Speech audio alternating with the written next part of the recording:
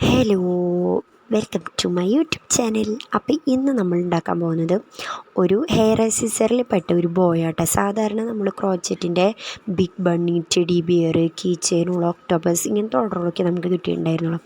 Hair ആക്സസറിൽ first ടൈമാണ് നമുക്കൊരു order കിട്ടണത്. കസ്റ്റമർ ലൈറ്റ് യെല്ലോ കളറാട്ടോ ചൂസ് ചെയ്തിട്ടുണ്ടായിരുന്നത്. ബാക്കിൽ ഒരു ബ്ലാക്ക് ബണ്ണുമാണ്.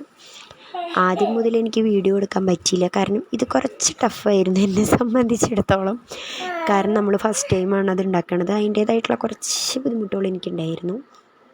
അങ്ങനെ അപ്പം നമ്മളിത് ഈ ഒരൊറ്റ പീസിൽ വെച്ചിട്ടാട്ടോ നമ്മളതിനെ ബണ്ണാക്കിയിട്ട് ഇങ്ങനെ മടക്കിയെടുക്കണത്. നമ്മൾ സൈഡുകളൊക്കെ കറക്റ്റായിരിക്കണം, ഇല്ലെങ്കിൽ വീതി അങ്ങോട്ടും ഇങ്ങോട്ടും കുറഞ്ഞു പോയാൽ അത് ഭയങ്കര മോശമായിരിക്കും. കാരണം ഒരു സൈഡ് ഭയങ്കര ചെറുതും ഒരു സൈഡ് ഭയങ്കര വലുതായിട്ട് പോവും. ഇതാണ് നമ്മുടെ ഫ്രണ്ട് പോർഷൻ, അപ്പുറത്ത് വരുന്നതാണ് ബാക്ക് പോർഷനായിട്ട് നമ്മൾ എടുക്കുന്നത്.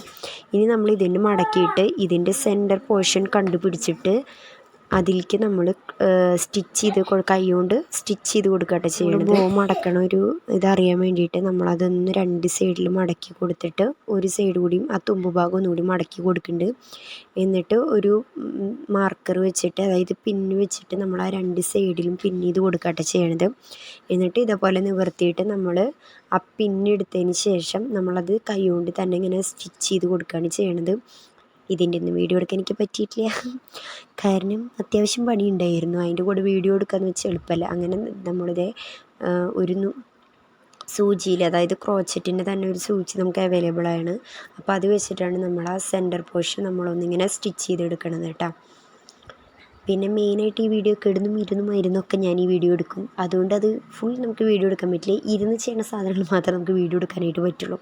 അങ്ങനെ നമ്മളിത് മാർക്കറൊക്കെ അഴിച്ച് നമ്മളതിങ്ങനെ ഫുൾ അറ്റം തൊട്ട് മറ്റേ അറ്റം വരെ കറക്റ്റ് സെൻറ്ററിൽ തന്നെ വെച്ചിട്ട് നമ്മളിങ്ങനെ സ്റ്റിച്ച് ചെയ്ത് പോകണം. ഇല്ലെങ്കിൽ ഒരു സ്റ്റിച്ച് അവിടെയും ഒരു സ്റ്റിച്ച് അപ്പുറത്തുമായിട്ടിരിക്കും.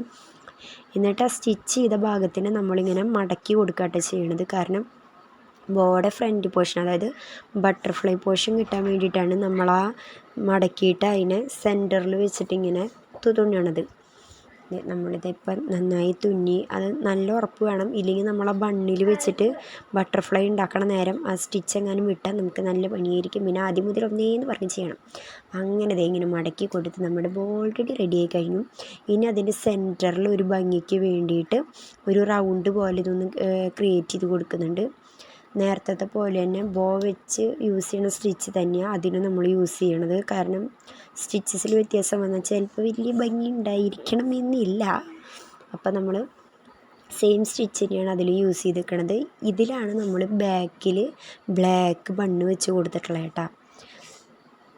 ഇതാണ് നമ്മുടെ ഫൈനൽ ഔട്ട്ലുക്ക് വരുന്നത്. ബണ്ണ് ഇങ്ങനെ വെച്ച് കൊടുത്തിട്ടുണ്ട്. ഇത് ഞാൻ കസ്റ്റമറിന് അയക്കണതായി കാരണം ഹെയറിലിട്ട് കൊടുത്തിട്ടില്ല, ജസ്റ്റ് ഒന്ന് വെച്ചിട്ടുള്ളൂ കേട്ടോ ഞാൻ. അപ്പോൾ ഈ വീഡിയോ